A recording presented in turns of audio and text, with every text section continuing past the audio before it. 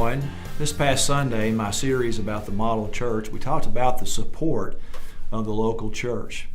And that is through the tithes and offerings of those who are in the body of Christ, those who make up the church. And one of the things that we learned is that years ago, before we even had scriptures, the pagan cultures, which were an agricultural society, they gave to the gods as an act of worship based on the product of their hands. And they would give one finger's worth, which would be obviously 10%.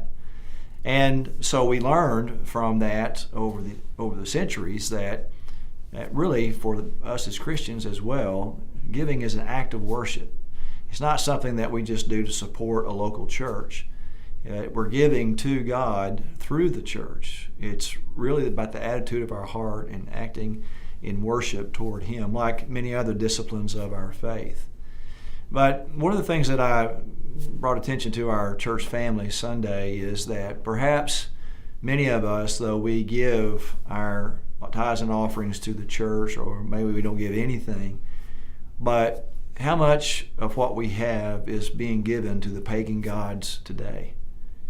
What are the idols in our life that we worship? I think if we looked at our checkbooks, we would realize pretty quickly where our giving really is going, and that we're worshiping not the one true God, the Creator, Redeemer God, but we're worshiping the gods of this culture. Now that doesn't mean that you quit putting braces on your children or going on vacation or things like that, but I think it ought to pause us. And I really hadn't planned on saying that Sunday. It was like the Spirit told me to say that Sunday morning. And it really convicted me, making me ask the question, are there other gods in my life that I'm giving to?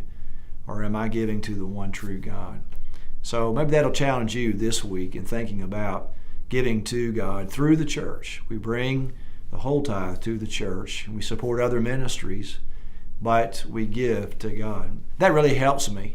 Because if the church is making some decisions I may not agree with, or I may not like a personality related to the church, that I don't stop giving. I don't withhold that giving, because that means I'm worshiping the church. I'm worshiping that person rather than worshiping God. I want to remind you about Good Friday service that we're going to have Friday, March the 25th. It'll be at 6 o'clock. Have a great service, and we'll focus on the cross. And then Sunday morning, Easter Sunday, the 27th. I hope that you'll come. I hope you'll bring someone with you as we celebrate the risen Christ. God bless you.